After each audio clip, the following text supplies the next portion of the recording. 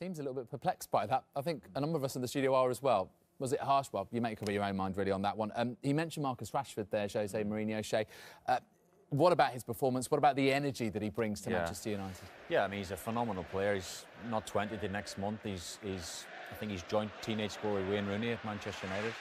With Ryan Giggs, and he's a couple behind Wayne Rooney as a teenager. And my only concern is he a centre forward or is he a left-sided player? Obviously, he starts on the left when Lukaku plays, you know, so will Lukaku stump his progression? Because for England, he probably plays as a central striker. So, but I think Rashford could play anywhere. I mean, Mourinho spoke in his interview how phenomenal he was at tracking back. As what we're seeing, he was attacking player, but he was tracking back and working for the team, especially second half when Southampton put a bit of pressure on. But do you think it's one of those things that sometimes hinders more than helps the development, as you say, when you are taught to become a more all-round striker, because that's part of your education, really, as a young player? I think it's such a big club as well. When Jose Mourinho asks you to play on the left, I don't think he's going to say, no, I want to be a striker. I think he's learning the game. He's only, as I say, a teenager still. He's still got so much to learn. But you've seen with both, what Mourinho's obviously instilled in him from an attacking point of view, but from a defensive point of view for the team, when they don't have the ball, you see him there flying back and getting the block stop and crosses into the box. And sometimes that goes unnoticed, but not with Jose Mourinho, it doesn't. Yeah. What about Manchester United so far this season then? Let's have a look at those results, because it's been a superb start, hasn't it, Shay? Yeah. Another clean sheet, which is also worth mentioning, isn't it? But 5 wins out of 6. They will be joint top again with Manchester City, except that City now have a better goal difference. But, I mean, this is almost perfection, really, apart from that result at your old team, Stoke. Yeah, I mean, obviously, you say the clean sheets is so important as well. Mourinho will be delighted tonight to keep another clean sheet away from home, and a lot of that's down to the goalkeeper. I know we hadn't got a lot to do today, David De Gea, but for me, he's the best in the league. He's that good. But he probably will be a bit concerned. I felt Southampton second half today were a lot better than Manchester United. They came out a lot stronger, and Jose Mourinho will look at that game after and think, you know, where we can be improved second half, because I thought second half they're a bit tentative. Yes, they had a couple of chances, but there was a lot of possession towards Southampton second half. Isn't it a way, I suppose, a perfect result, because they've got the 3 points, they've got the clean sheet, but actually a few little things they can pick up on, and a useful time to have a wake-up call. Remember when Manchester City started so strongly last season, and then they fell off. Yeah. So, in a way, you know, it's exactly what he wants. Yeah, well, last week they beat Everton 4-0, and everyone's saying, oh, it's unbelievable, but they've scored 3 goals right towards the end of the game, and maybe that papered over a few problems, perhaps, but you know, today's game a lot closer, 1-0. You know, you'll learn sometimes more from such a tight game than what you will from a 4 or 5-0, and obviously Mourinho, he's always learning and trying to, you know, teach the team better and stronger things for the following week. And now they've had a perfect start. I mean, them and Man City are neck and neck at the top of the Premier League. It's going to be such an exciting season. Do you think it will be decided in Manchester? I think so. You know, I think my old club, personally, I think, you know, they've scored 5 more goals again home today. I think they'll be hard to beat, but you know, Mourinho's got the team he wants now at Manchester United, and it's going to be very, very close. Well, as far as the game at St Mary's is concerned, 2 sides to every story, and for Southampton, same points, but Manchester City now with a better goal difference, courtesy of their 5-0 win today at home to Crystal Palace. Chelsea and Tottenham trying to keep up. Let's have a look at the bottom half of the table, and there you can see Southampton have dropped into it. Yes, they've got 8 points from their 6 games so far. Interesting that Arsenal, who play in the Monday night football against West Brom, are in 12th, and the bottom 3 remain the same, apart from West Ham dropping down. And you can see Everton, courtesy of their win over Bournemouth, coming up to 13th place. OK, bit lonely up there, says Shane Long. How difficult is it to perform that role, Shane? Yeah, tough. I mean, especially first half, he was literally on his own pretty much the whole first half. I felt second half, Southampton did get up the pitch further, did give him a bit more support, and as Long he said there in his interview, a couple of half chances, a couple of, just on the end of a couple of, you know, a bit better ball, and he might have got a chance. But I think it's 18 games now since he scored for Southampton, so that'll be playing on his mind as well. But I don't think it's just Long, I think it's the team in general. Southampton are struggling to create so many chances, but we'll see a few here. I mean, I think he was just on his way down actually when he headed that, but they had a few half chances today, nothing really clear-cut. They didn't open them up. Was this a free kick? Well, you've seen them given. I mean, it's a bit of a tanglement with Phil Jones, I think it is, and it's.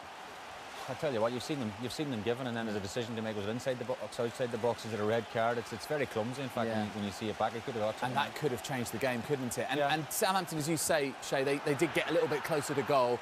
What did you make of the other? Yeah, Romeo had a really good chance actually. There was one we just seen there. He should have hit the target from 4 or 5 yards out. He snatched at it a bit, to be fair, probably a bit of a nosebleed that far forward.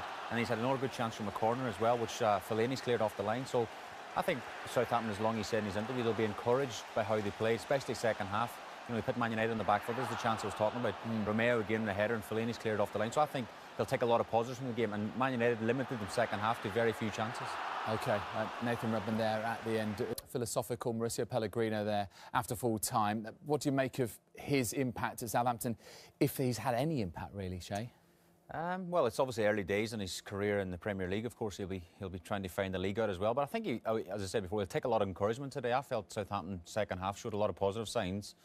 You know, maybe didn't cut Man United open, but definitely put them on the back foot and had a lot more possession second half. I mean, the biggest problem they have is scoring goals. Not just we spoke about Shane Long, but you know, the other players they have up front as well. I mean, they're just struggling to find the net. Gabbiadini, I mean, Austin came on at the end.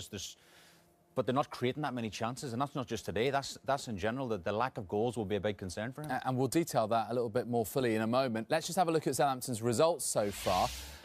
It's a little bit of a mixed bag. 2 wins, 2 draws, 2 defeats. You mentioned, I mean, look at the 0-0 scorelines there, and 1-0, and you know, both ways.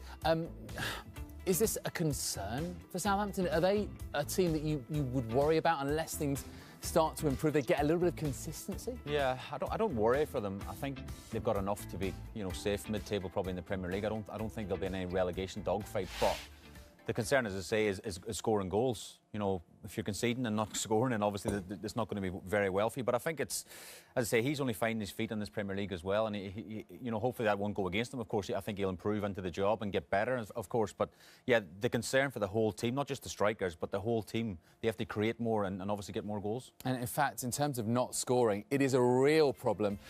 9 out of their last 10 home games. Have a look at this, Shay. They have failed to score. And that game against West Ham, remember, they were playing against 10 men for most of it, and 2 of those goals were penalties as well. Does Mauricio Pellegrino need to think about maybe rejigging his system a little bit and coming away from the 4-2-3-1 to give a little bit more support, to create a little bit more? Well, yeah, I mean, the Southampton fans will be going there every week thinking, you know, are we not really going to win? Are we going to score a goal? Because that graph shows how many games they've been to recently and not seen any goals. I mean, they maybe have to change the system, but that's the system he loves to play. That's the system he's always played as a manager. So it's what do you get the balance? You got to get the balance right of keeping the back door shut, of course, but you have to get the support. I mean, as I said, at half-time, Longy was on his own for long periods of the game. He's flicking it on to nobody, and he's not by fault. He's just not got the support. They're not far enough up the pitch to help him, and maybe you have to do a bit more in training from an attacking point of view, attack v defence, and just get the confidence up of the lads, you know, scoring goals and find the back of the net even in training, and hopefully they bring that to the match day. Yeah, and a fully fat Charlie Austin would help as well. At the other end of the pitch, maybe Virgil van Dijk might get a start sometime soon, being gradually reintegrated. Yeah. Will that be much of a boost for them? Yeah, I think so. I think, to be fair to Southampton, you know, I think some of their players come out this week and said he's back in the changing room. We're supportive of him. No, it was clear he wanted to leave, but now he's back in. He wants to get fit. He wants to play for Southampton again, and that can only be like a good thing. For me, that's like a new signing again. Get him fit, because he missed long periods of last season for injury, and get him back in the centre of defence, you know, clearing ball. We know there's talking 70, 80 million pounds for this guy in the summer, so he's a top defender, and I think get him back in the team will make them much stronger. We'll see if he can have an impact when he comes back. Shay, we've run out of time, but thank you very much indeed for your company this afternoon. But Manchester United, also 16 out of the 18 points on offer. They can always rely on Romelu Lukaku. Let's see if they can keep that up against Palace next weekend. See you soon.